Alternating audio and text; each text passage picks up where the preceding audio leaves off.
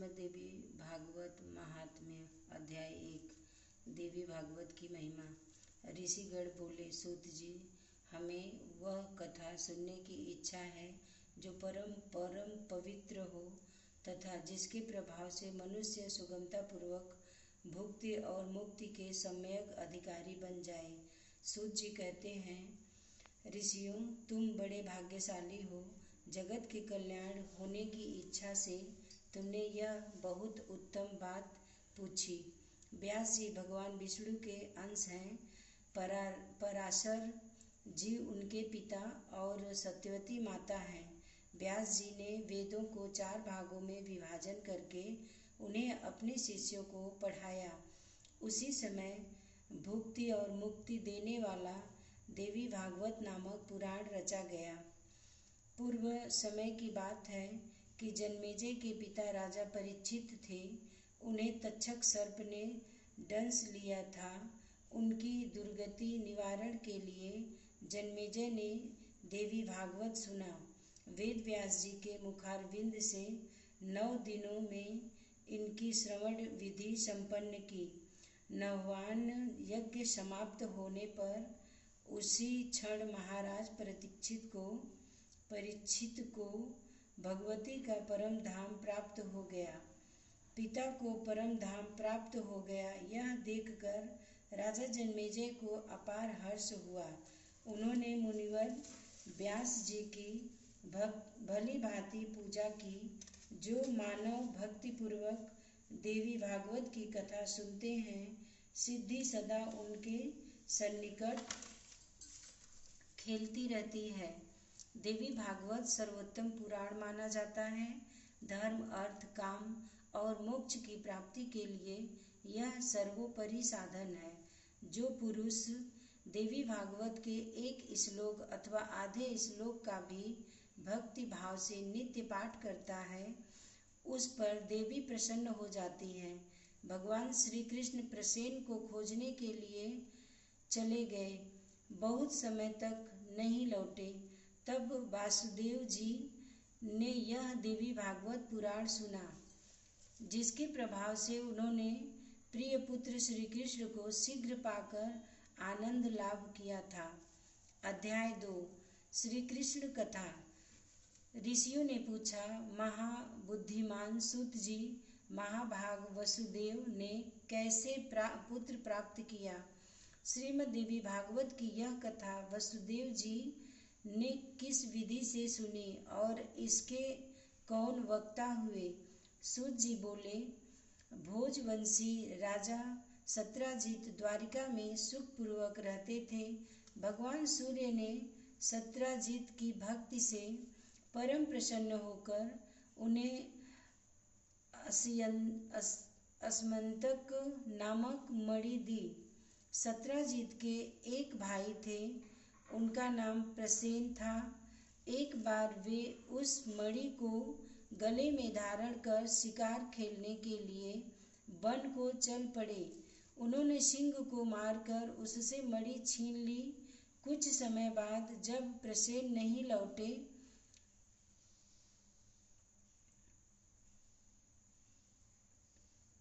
लौटे तब सत्राजित को महान दुख हुआ। फिर तो जन समाज के मुख से द्वारिका में इस प्रकार किंवदंती फैल गई कि हो न हो श्री कृष्ण ने प्रसेन को मार डाला है, क्योंकि मणि में उनकी आसक्ति हो गई थी। यह बात भगवान श्री कृष्ण के कानों में भी पड़ी। तब अपने ऊपर लगे हुए इस कलंक को दूर करने के लिए वे वन में पहुँचे। सिंह द्वारा मारे हुए प्रसेन को देखा। रक्त से चिन्हित मार्ग को पकड़कर बढ़े। एक बिल के द्वार पर मरा हुआ सिंह दिखाई पड़ा। वे पूर्ववासियों से कहने लगे, तुम लोग मेरे लौटने तक यहीं रहना।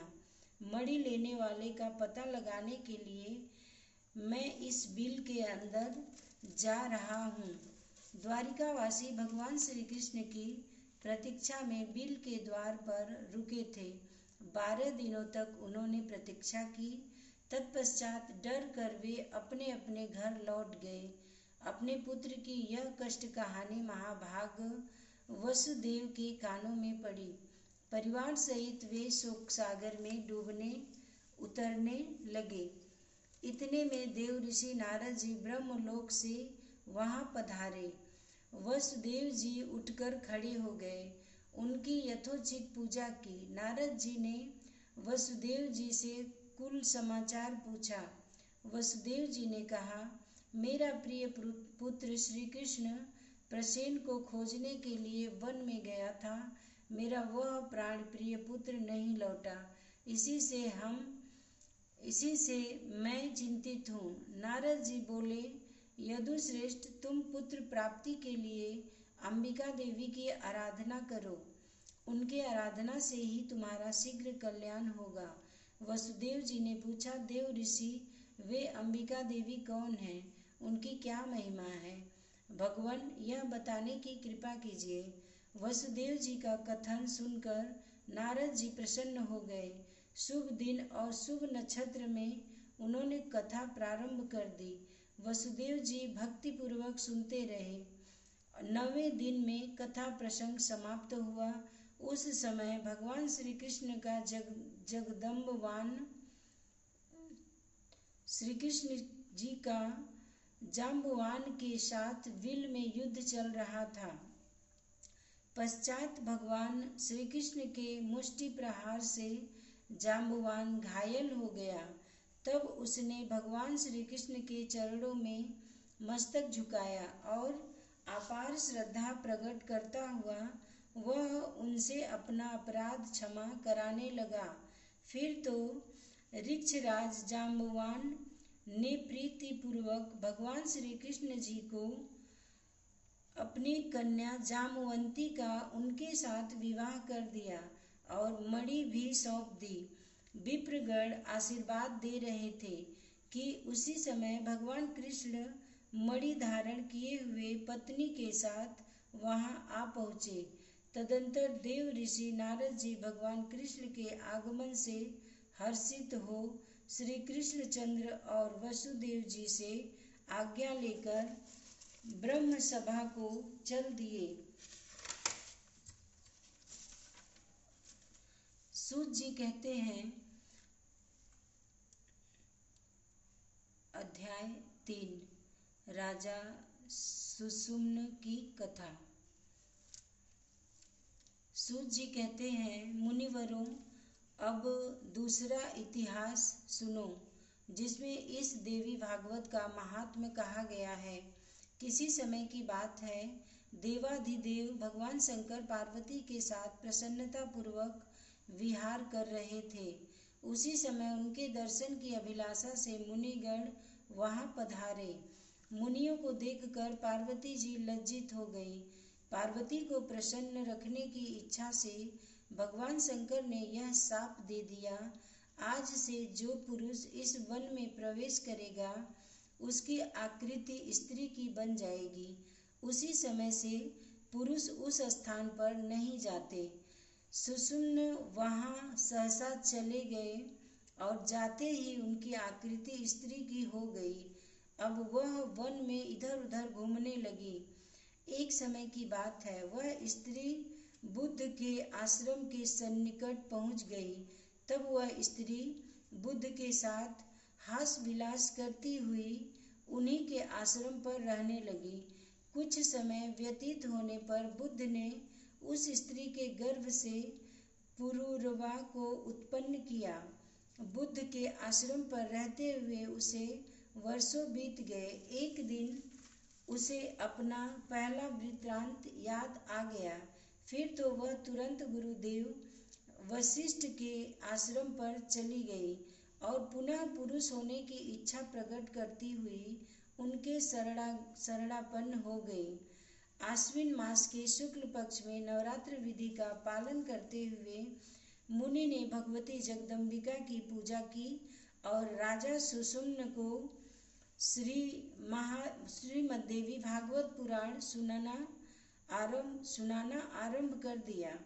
कथा समाप्त होने पर उन्होंने गुरुदेव को प्रणाम करके उनकी पूजा की और वे सदा के लिए पुरुष हो गए।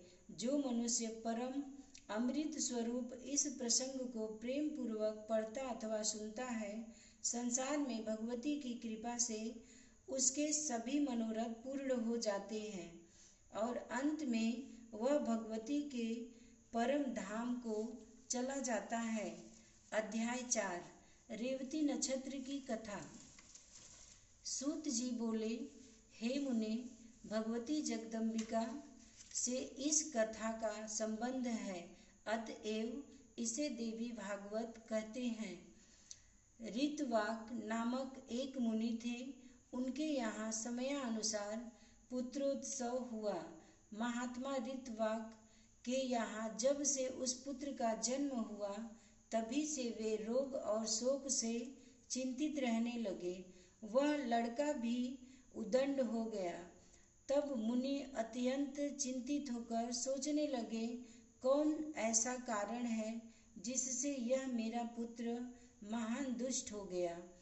दुष्ट पुत्र के नीच व्यवहार से दुखी होकर वे श्री गर्ग जी के पास गए और उनसे पूछने लगे, किसके दोष से मुझे यह ऐसा दुराचारी पुत्र प्राप्त हो गया। ऋतवाक मुनि की यह बात सुनकर ज्योतिष शास्त्र के परमगामी मुनिवर गर्ग जी ने सभी कारणों पर विचार करके कहा, मुनि, पुत्र के दुष्चरित्र होने में ना तुम कारण हो और ना माता तथा कुल ही।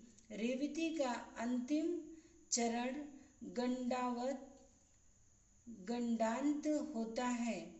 वही निंदित वेला तुम्हारे इस पुत्र के जन्म समय बीत रही थी। ब्रह्मांड, तुम उस दुख को दूर करने के लिए जगत जननी भगवती दुर्गा की आराधना करो। यत्न पूर्वक सुपूजित होने पर वे संपूर्ण विघ्न शांत कर देती हैं। गर्ग जी की बात सुनकर ऋतवाक मुनि ने रेवती को श्राप दिया, वह आकाश से गिर जाए। मुनि के शाप से रेवती आकाश से टूटकर कुमुदागिरी पर आ पड़ी। रेवती के गिरने से वह पर्वत रैवत नाम से प्रसिद्ध हो गया। यूं रेवती को श्राप देने के पश्चात मुनिवर ऋतवाक गर्ग जी के कथनानुसार भगवती जगदम्बिका की आराधना करके सुख और सौभाग्य से संपन्न हो गए। रेवती नक्षत्र का जो तेज पर्वत पर पड़ा, उससे कन्या उत्पन्न हो गई। उस कन्या पर प्रमुच ऋषि की दृष्टि पड़ी। उसे देखकर वे प्रसन्न हो गए और उसका रेवती नाम रख दिया। जब कुछ समय बाद वह सुंदरी कन्या युवती हो गई, उसी समय संयोगवश राजा दुर्दम शिकार खेलने के बहाने प्रमुच ऋषि के आश्रम पर आ गए। वैवाहिक विधि के अनुसार मुनि ने राजा दुर्दम को वह रेवती नाम की कन्या सौंप दी। विवाह कर देने के पश्चात मुनि ने राजा से कहा, वीर, तुम्हें क्या पाने की इच्छा है, कहो, उसे मैं पूर्ण करने को उद्यत हूँ। राजा बोले, मुनिवर, मैं स्वयंभू मनु का वंशज हूँ। आपकी कृपा से मुझे मन्वंतर का अधिष्ठाता पुत्र प्राप्त हो, यही अभिलाषा है। मुनि ने कहा, राजन, यदि तुम्हारी ऐसी इच्छा है तो श्रीमद्देवी भागवत 5वां पुराण है, उसकी 5 आवृत्तियां श्रवण करने से तुम अपने मन के अनुसार पुत्र प्राप्त कर लोगे। इस रेवती के गर्भ से 5वां रैवत नाम का मनु होगा। मुनि के यों कहने पर राजा ने उनके चरणों में मस्तक झुकाया और पत्नी के साथ लेकर वे अपने नगरी को चले गए। एक समय की बात है, महात्मा लोमस जी राजभवन पर पधारे। राजा ने प्रणाम करके उनका स्वागत सत्कार किया और हाथ जोड़कर उनसे कहने लगे, मुने, मुझे पुत्र पाने की इच्छा है, अतः आप श्रीमद् देवी भागवत नामक पुराण सुनाने की कृपा कीजिए। राजा की बात सुनकर लोमस जी को बड़ा आनंद हुआ। लोमस जी ने शुभ मुहूर्त में कथा आरंभ कर दी। राजा दुर्दम सपत्नीक बैठकर विधि पूर्वक कथा की 5 आवृत्तियां सुनते रहे। कुछ समय व्यतीत होने पर भगवती की कृपा से रानी ने पुत्र प्रसव किया। फिर रैवत नाम से विख्यात वह बालक संपूर्ण क्रियाओं को पारगामी धर्मात्मा, धर्म का प्रवचन एवं अनुष्ठान करने वाला, परम पराक्रमी तथा अस्त्रवेत्ताओं में सर्वश्रेष्ठ निकला। तदंतर ब्रह्मा जी ने रैवत को मनु के पद पर प्रतिष्ठित कर दिया। रैवत मनंतर के स्वामी बनकर धर्म पूर्वक पृथ्वी पर शासन करने लगे। अध्याय 5 श्रीमद् देवी भागवत पुराण की श्रवण विधि। ऋषिगण बोले, महाभाग सूत जी, हम देवी भागवत के उत्तम महात्म्य को सुन चुके, अब पुराण श्रवण की विधि सुनना चाहते हैं। सूत जी कहते हैं, मुनिगणों, श्रेष्ठ मास से लौट लेकर 6 महीने पुराण श्रवण के लिए उत्तम है। विवेकशील पुरुष का कर्तव्य होता है कि विवाह आदि यज्ञों में जैसी सामग्री आवश्यक होती है, वैसी ही सामग्री इस नव्यान यज्ञ में भी एकत्रित करने का प्रयत्न करें। भगवती जगदम्बिका में भक्ति रखने वाले 4 अन्य पुरुष कथावाचक के अतिरिक्त बैठकर पाठ करें। पुस्तक और कथावाचक की प्रतिदिन पूजा करनी चाहिए। वक्ता के दिए हुए प्रसाद को भक्तिपूर्वक स्वीकार कर लें। कथा समाप्ति के दिन संपूर्ण दोषों के समानार्थ गायत्री सहस्त्र नाम अथवा विष्णु सहस्त्र नाम का पाठ करना चाहिए। देवी में भक्ति रखने वाला पुरुष सुहागिन स्त्रियों को और कुंवारी कन्याओं को भोजन करावे और उन्हें दक्षिणा देकर अपने कार्य की सिद्धि होने के लिए उनसे प्रार्थना करे। श्रीमद् देवी भागवत रेवती वस्त्र के वेष्टन में लपेटकर सुवर्ण के सिंहासन पर रखे और अष्टमी अथवा नवमी के दिन कथावाचक की पूजा करके उन्हें दे दे। ऐसा करने से वह पुरुष इस लोक में भोगों को भोग कर अंत में दुर्लभ मुक्ति पा जाता है।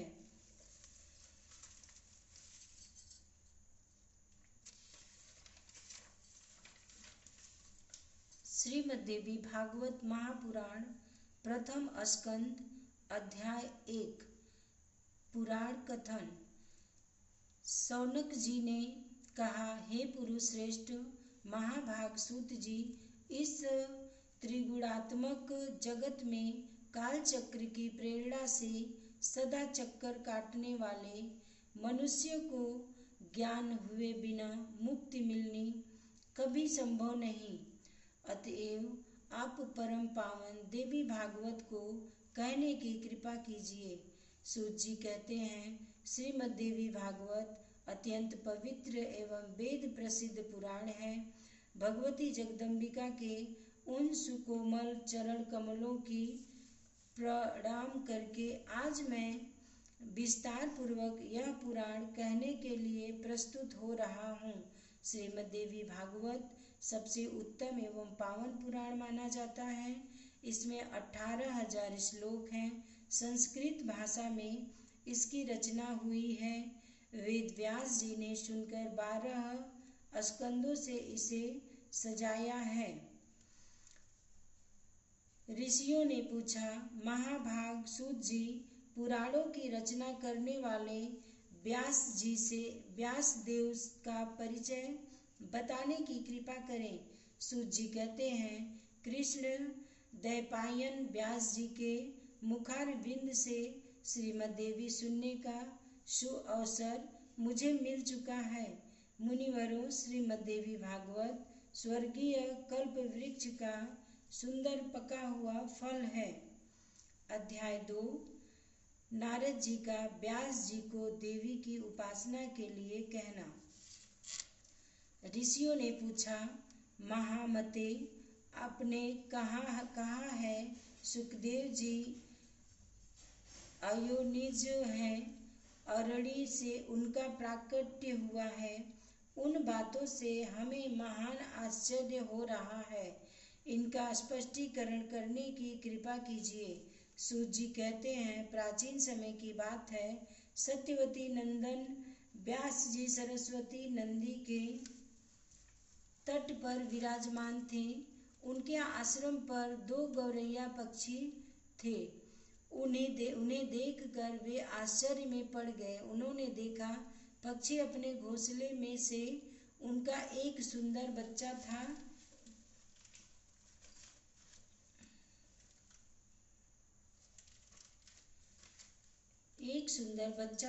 व्यास जी सोच रहे थे। इतने में मुनिवर नारद जी का वहां पधारे। नारद जी ने व्यास जी से पूछा, द्वैपायन, तुम क्यों इतने चिंतित दिख रहे हो? अपनी चिंता का कारण बतलाओ। व्यास जी ने कहा, सुना गया है कि पुत्रहीन की गति नहीं होती और मानसिक सुख भी उसे सुलभ नहीं हो सकता। अब मैं मनोरथ पूर्ण करने वाले किस देवता की उपासना करूं, इस विचारधारा में गोते खा रहा हूँ। सूत जी कहते हैं, इस प्रकार व्यास जी के पूछने पर महामना नारद जी अत्यंत प्रेम पूर्वक उनसे कहने लगे, यदि अपना पुरुषार्थ सिद्ध करना चाहते हो तो भगवती के चरण कमलों की अपने हृदय में धारण करो। तुम्हारी जो भी अभिलाषाएं हैं सभी भगवती जगदम्बिका का अवश्य पूरा कर देंगी। अध्याय 3। हयग्रीवावतार। सूत जी कहते हैं, मुनिगणों, भगवान विष्णु परम तेजस्वी एवं देवताओं के भी देवता हैं। उनकी लीला बड़ी विचित्र है। तुम सब लोग अत्यंत सावधान होकर उनकी अद्भुत कथा सुनो। एक समय की बात है, भगवान श्री हरि को घोर युद्ध करना पड़ा। 10,000 वर्षों तक वे युद्ध भूमि में डटे रहे। फिर तो उन्हें थकान सी हो गई। तब वे अपने पुण्य प्रदेश वैकुंठ में गए। पद्मासन लगाकर बैठे, धनुष पर डोरी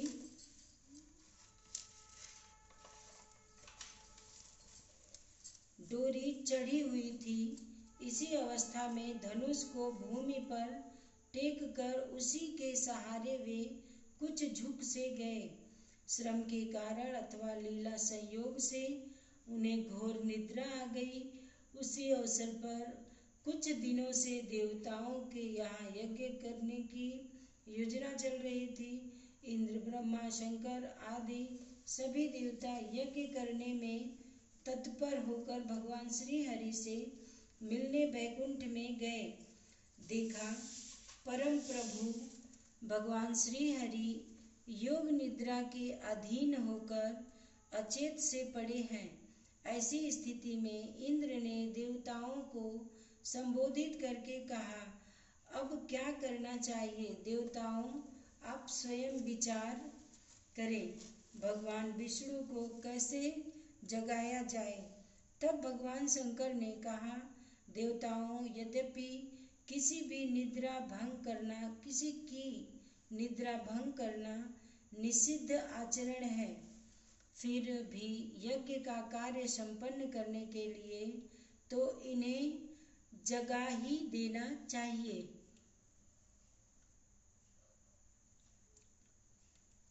तब ब्रह्मा जी ने उवमृ नामक एक कीड़ा उत्पन्न किया।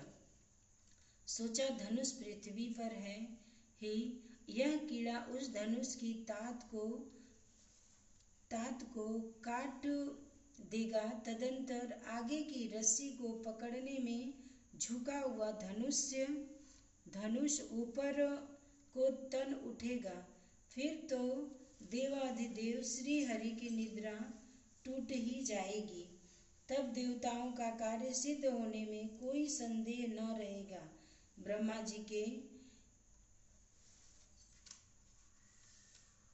जी के कहने पर उसी क्षण वर्मी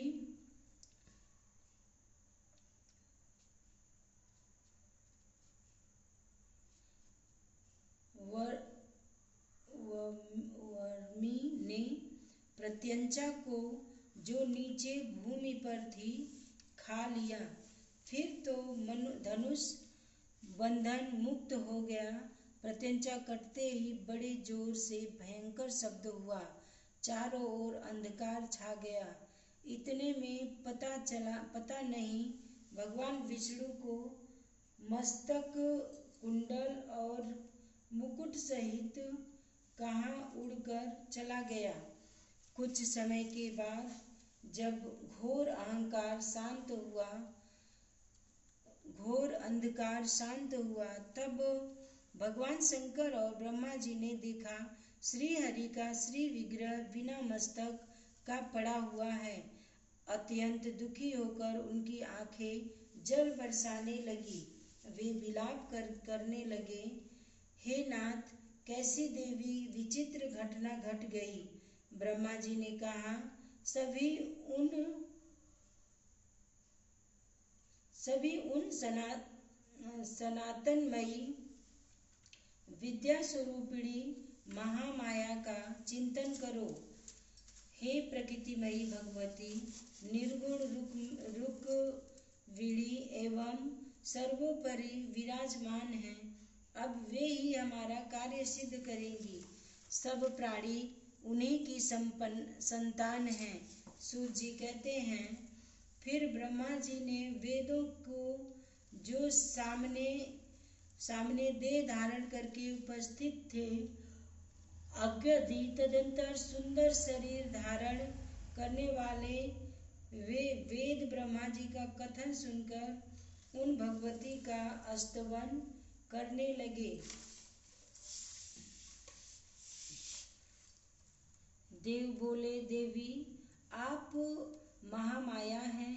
जगत की सृष्टि करना आपका स्वागत है, आपका स्वभाव है। आप कल्याणमय विग्रह धारण करने वाली एवं प्राकृतिक गुणों से रहित हैं। अखिल जगत आपका शासन मानता है तथा भगवान शंकर के आप मनोरथ पूर्ण किया करती हैं। माता, आपके लिए नमस्कार है।